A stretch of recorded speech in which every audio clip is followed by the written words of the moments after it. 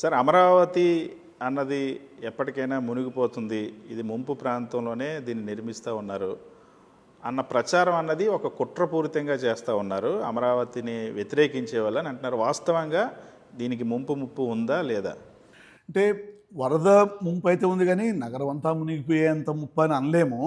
But వరద threat ఉంది, ప్రమాదం. ఎట్లా అంటే ఇది మొత్తం ఒకే సైడ్కు స్లోపింగ్ ఏరియా, 432 చదరపు కిలోమీటర్లు కొండవీటి వాగు, పాలవాగు, ఈ క్యాచ్మెంట్ ఏరియా అని తీసుకుంటే అంతా కలిసి నీరు 99% నీరు ఉండవల్లికి రావాలి, ఒకే స్లోపు. దీంట్లో 13,500 ఎకరాలు వరద ముంపుకు గురయ్యేటువంటి ప్రాంతం అని సింగపూర్ వాళ్ళ మాస్టర్ ప్లాన్లో దాన్ని గుర్తించున్నారు. షేడింగ్ ఉంది. 2017 చదరపు కిలోమీటర్ల మాస్టర్ ప్లాన్లో 13,500 ఎకరాలు వాళ్ళు మార్కింగ్ చేస్తున్నారు. లేకపోతే అసలు వరద సమస్య లేకపోతే ప్రపంచ బ్యాంక్ నుంచి ఇన్ని వేల కోట్లు అప్పు ఎందుకు వస్తూ ఉంది వరద పేరుతో? ఈరోజు 3 చెరువులు ఎందుకు కడుతున్నారు? వరద సమస్య లేదనుకుందాం, 3 చెరువులు ఎందుకు కడుతున్నారు? లాస్ట్ టైమే ఉండవల్లి దగ్గర లిఫ్ట్లు పెట్టినారు 250 కోట్లతో. ఇప్పుడు 500 ప్లస్ 600 కోట్లు కొంచెం తక్కువతో second set of lifts GO కూడా ఇచ్చినారు. అది కూడా ఉండవల్లి దగ్గరే కట్టాలి. మరి ఈ సమస్య ఎందుకు వచ్చింది? లిఫ్ట్లు పెడుతూ ఉన్నారు, చెరువులు కడుతున్నారు. ఇది ఈరోజు నేను మార్నింగు ఈ పెనుమాక కృష్ణాయపాళెం మధ్య జరిగే చెరువు పనుల దగ్గరికి వెళ్ళొచ్చినాను.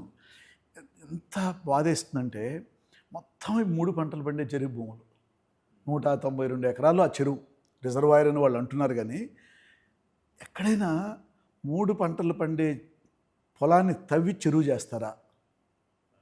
ఇండియాలో ఎక్కడైనా జరిగేదానికి అవకాశం ఉందా? 3 పంటలు.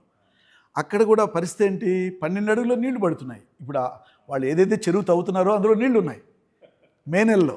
అవి వర్షానికి వచ్చిన నీళ్లు కాదు, అక్కడ సహజ సిద్ధంగా ఉండేటువంటి గ్రౌండ్ వాటర్ టేబుల్ 12 నుంచి 15 అడుగుల్లో నీకు నీళ్లు ఉంటాయి. రైతులు కూడా ఏం చెప్తున్నారు? 30 అడుగులకి మించి మేము బోరు వెళ్ళాం. ఆ పెరుమాక బెల్ట్లో రైతులతో మాట్లాడితే అది కూడా చేత్తో తిప్పుకుంటూనే వెళ్ళి మేము బోర్ వేసుకుంటాం. 5,000 రూపాయల ఖర్చుతో 4 మనుషులు వస్తారు ఆ మిషన్ తీసుకొచ్చి. ఉదయం 7:30కు మొదలు పెడితే 12:30కు బోరింగ్ పూర్తి అయిపోతుంది అంటున్నారు. ఇప్పుడు అక్కడ ఆల్రెడీ నీళ్లు ఉన్నాయి. ఇప్పుడు ఇది ఎంత అది కొన్ని 100 కోట్ల రూపాయలు ఖర్చు పెడుతున్నారు ఒక చెరువు మీద. సో 3 చెరువులు కలిపి ఇంకొక 2 పైన కడుతున్నారు కదా, దాదాపు 1,400 కోట్లకు దగ్గర 3 చెరువుల మీదనే పెడుతున్నారు. మరి ఇది వరద ప్రాబ్లం లేకపోతే ఇంత ఖర్చు ఎందుకు పెడుతున్నారు? పంట పొలాలని ఈ విధంగా ధ్వంసం చేయాల్సిన అవసరం ఏముంది? అక్కడ కూడా రైతులు కొంతమంది ఇవ్వడానికి సిద్ధంగా లేరు, పెనుమాక దగ్గర కూడా.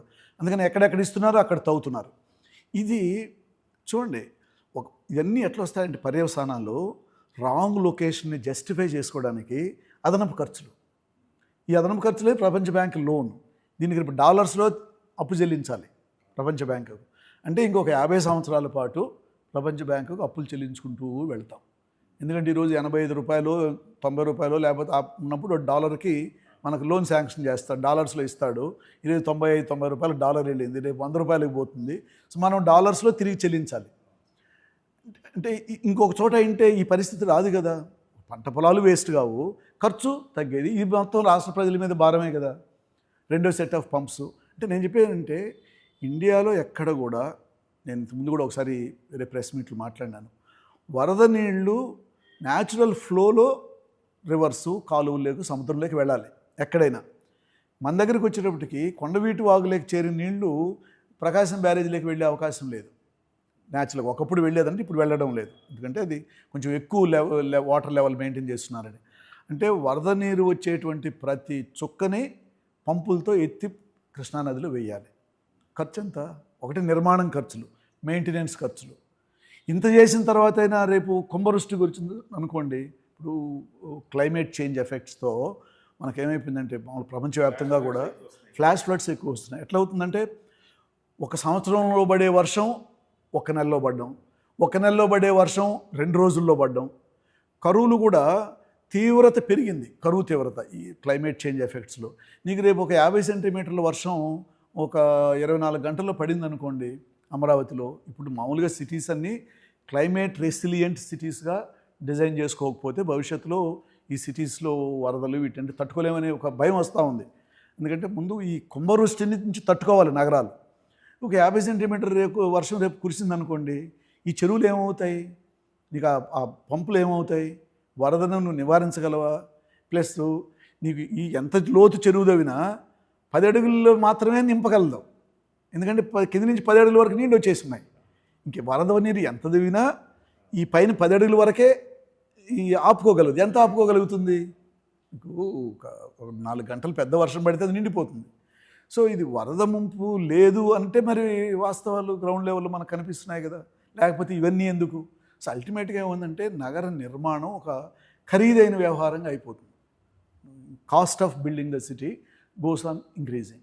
అది మొత్తం రాష్ట్ర ప్రజల మీద అది ఒక బర్డన్, ఒకదానికొకటి కొన్ని వేల కోట్లు అప్పులు తెచ్చి ఇదో ఇట్లా ఖర్చు పెట్టడానికి. సరే, గతంలో నేను హైదరాబాద్ నిర్మించాను కాబట్టి సో ఆ ఎక్స్పీరియన్స్తోనే ఇప్పుడు నేను అమరావతి అని ఒక మహానగరాన్ని నిర్మించబోతూ ఉన్నాను.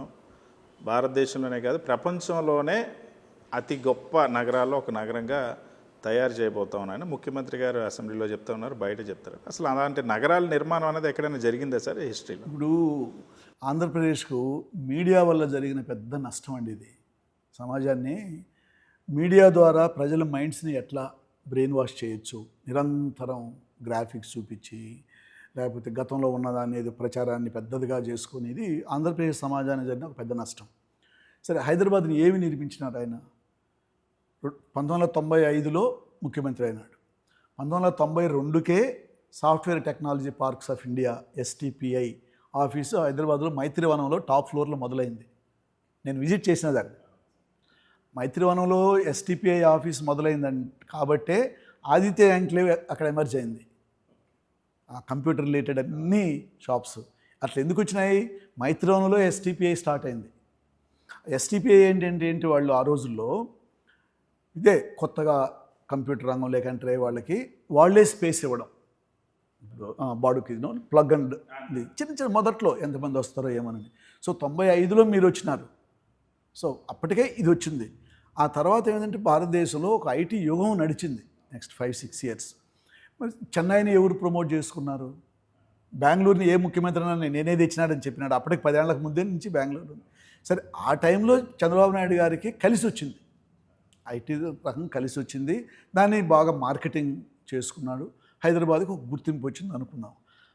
ఆ రోజుకి 91కి మీరు ముఖ్యమంత్రి అయ్యే రోజు ముందుకే హైదరాబాద్కు 40 లక్షల జనాభా ఉంది 1991 సెన్సస్ ప్రకారం.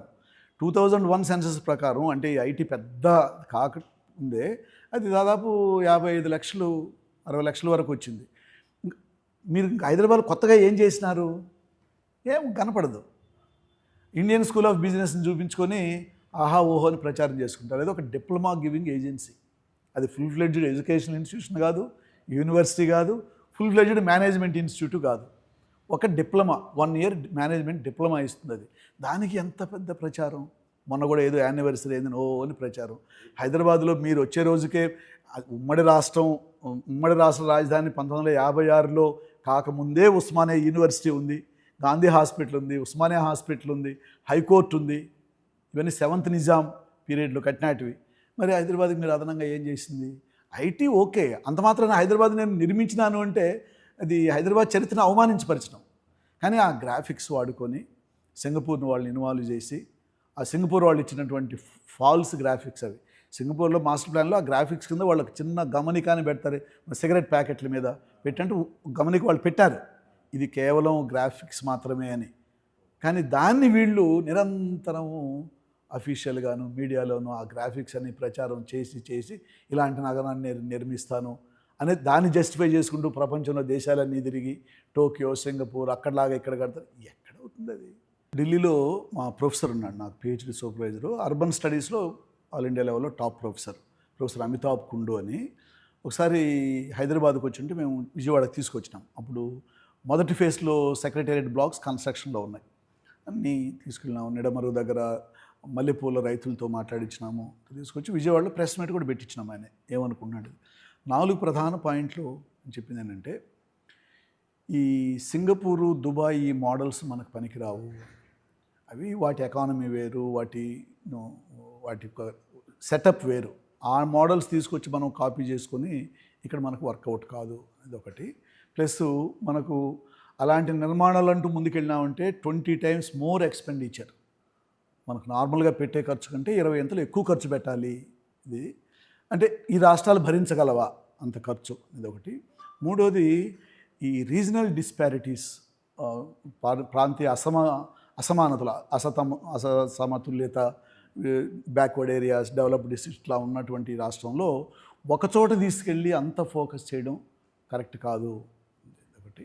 4వ పాయింట్ వచ్చేసి ఎక్స్పర్ట్ కమిటీస్ కొన్ని పెట్టినప్పుడు, వాటి రిపోర్ట్స్ వచ్చినప్పుడు, శివరామకృష్ణన్ కమిటీ ఇది కేంద్ర ప్రభుత్వం పెట్టినప్పుడు వాటిని అసలే చర్చించకుండా డిస్మిస్ చేయడం ప్రజాస్వామ్యంలో మంచి సాంప్రదాయం కాదు అని చెప్పేసి ఓవరాల్గా చెప్పాలంటే సింగపూర్, దుబాయ్ లెవెల్లో అమరావతిని నిర్మిస్తామనేది వర్కౌట్ అయ్యేది కాదు అనేది కొంచెం మైల్డ్గా ఇట్లా చెప్పడం జరిగింది.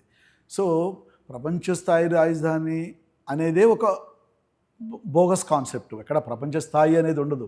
ప్రపంచ స్థాయి నగరాలు ప్రపంచంలో అంటే ఇప్పుడు లండన్, ప్యారిస్, న్యూయార్క్, అవి ఎన్ని వందల సంవత్సరాలుగా అవి ఎమర్జ్ అయినాయి. వాటిలో ఉన్న గవర్నెన్స్ ఏంటి, అడ్మినిస్ట్రేషన్ ఏంటి, వాటికి ఉన్న ఎకనామిక్ పవర్ ఏంటి.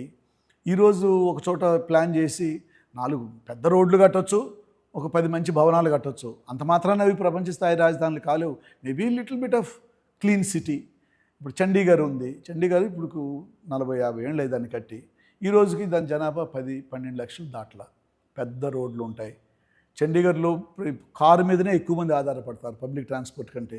ఎందుకంటే పెద్ద పెద్ద ప్లాట్లు, ఇండ్లు ఉన్నప్పుడు మీకు బస్సులో ఎక్కేవాళ్ళు తక్కువ ఉంటారు.